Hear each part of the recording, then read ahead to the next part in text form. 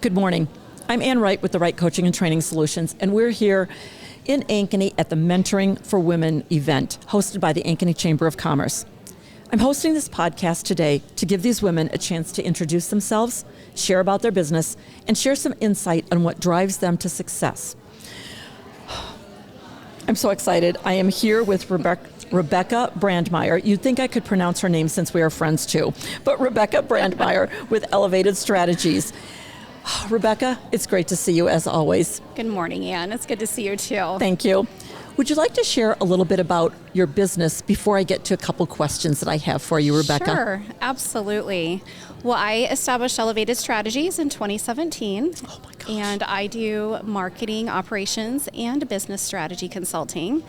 And also have a small team. We do event design and event management, especially in the nonprofit space. That's right. I know the marketing, and I have to. I need to remember also events. No, it's just kind of a fun balance, especially to be able to support some nonprofits that are near and dear to my heart. Awesome. So, Rebekah, is there a woman in history, and the woman can be somebody we'd know, but somebody in history or in your life that you admire the most or a great deal, and why? I'm just going to go with the first person that pops into my head. That's usually the right person. Perfect. Well, her name was BJ, and I met her at actually Meredith Publishing back when I was doing marketing inside integrated marketing at Meredith.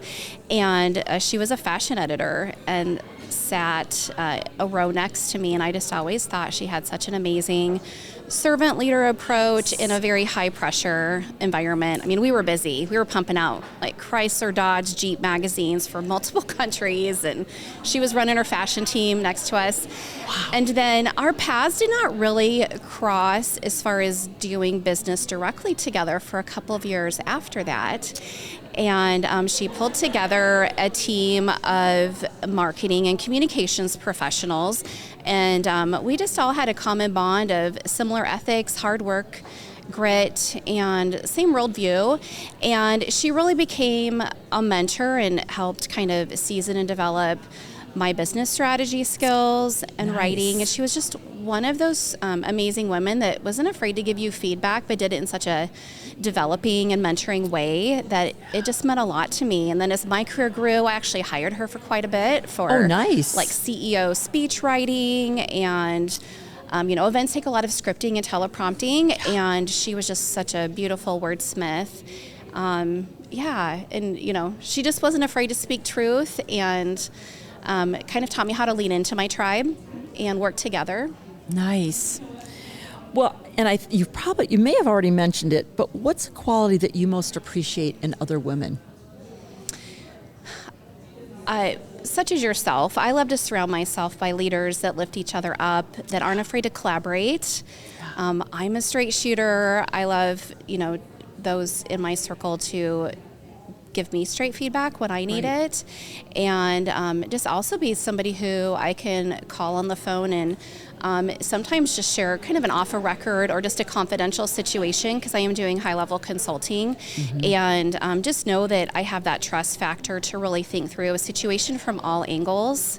And I like a very diverse friend and business peer group. I really enjoy listening to other perspectives and worldviews, and I think that it makes us stronger when, we're curious about something versus leaning away from it.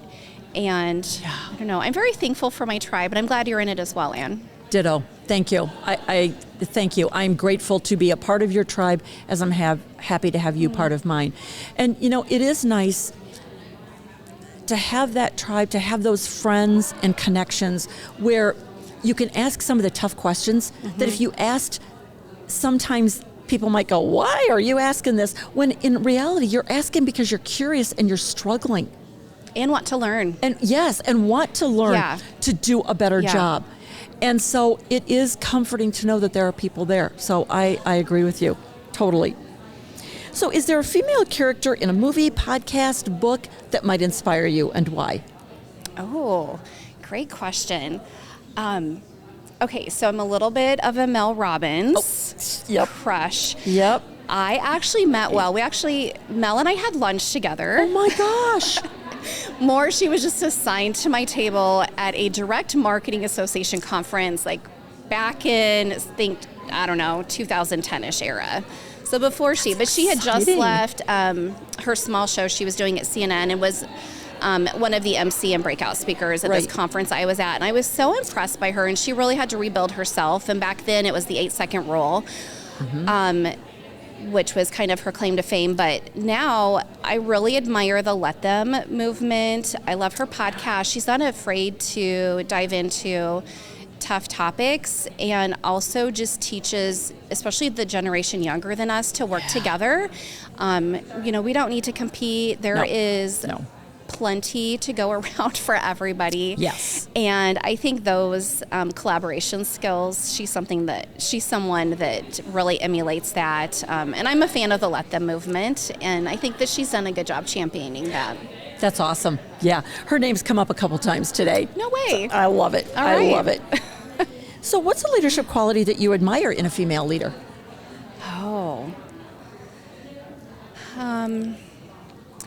I really admire transparency. I think that there are a lot of us leaders out there that are trying to shoulder all the things and try to be all things to all people. And some of the best leaders, CEOs that I've worked with that are women, they're transparent both about their knowledge gaps. They're transparent about their stressors, and as a consultant I want to know that so that I can partner with them better and kind of help fill in some of the cracks that just temporarily need to be worked on together. And I just think that there's not enough transparency in the workplace, and I know that has to be balanced with those that you trust. Right. We don't want to be wearing our feelings on our sleeves by any means, but also just being really honest. Even with my business consulting, I can't solve problems I don't know about. Good point. And so often when I'm onboarding with a client, I'm brought to the table to solve X problem, and then as we go through my onboarding process, there's always something else going on. It saves time, money, and energy to just have some transparency out of the gate. For everybody. For everybody. Yeah, I agree. And as a consultant, I'm not there to judge. I'm there to help solve problems and fix. And exactly. That's how I try to approach it. I agree. And like you said, you can't give what you don't have. That's right. You just can't. And we don't need to, is the thing. Nobody says that to us, but we don't need to. Yes. Yeah. Yes. Even if you feel like you need to know everything, but you don't. Right. So yes, I understand. So is there one work skill that you think every woman should know or have, I should say? A work skill every woman should have. I think that good writing skills can take you a long way. It's kind of universal regardless of what your profession is, and I think that it's it's an easy class to take, even a creative writing class, and there's so much coaching that can even be done online. But honestly, just the value of the written word. I don't know. 25 years ago when I started in my ad agency life, I don't know if it's as cherished as it used to be. And so, I just think some good quality writing skills. And as an author, I'm sure you appreciate that. I well done, Ann. Thank you, but you know what? I still have a lot to learn, believe me. So one last quick question as we wrap up. What's one piece of advice you wish you'd known sooner or gotten sooner? Oh, man, there's so much. I wish that I would have known that it's okay to accept what happens around us and to accept what needs to be worked on. We cannot control our work environment. We can't control those around us. We can't control the economy. Right. And if the pandemic, cultural unrest, the years before us taught us anything, it's just that we need to accept. That might be a pivot. It might be a diversification. Right. Might be a new business strategy. I love it. That is so true. Rebekah, thank you for taking time to You're welcome, share your Ann. wisdom with us, to just share information, and to be on our podcast. Oh. We really appreciate you. Thank you for inviting me. You're welcome, and enjoy the rest of the day, because it's all about you and the women here. Oh, thank you for being here. Thanks. Take it easy, Rebekah. Okay.